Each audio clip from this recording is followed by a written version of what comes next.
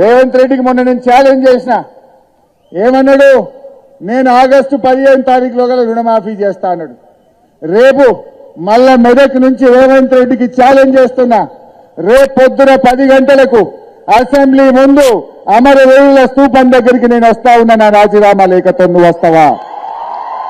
నువ్వు రాదమ్ముంటే, నువ్వు ఆగస్టు 15లోగా రుణమాఫీ చేసేది నిజమైతే, ఆగస్టు 15లోగా బాండ్ పేపర్ మీద రాసిచ్చిన 6 గ్యారంటీలు అమలు చేసే వాస్తవ నిజమైతే, రేపు గన్ పార్క్ దగ్గరికి మనమిద్దరం రాజీనామా లేఖలను మేధావుల చేతుల్లో పెడదాం.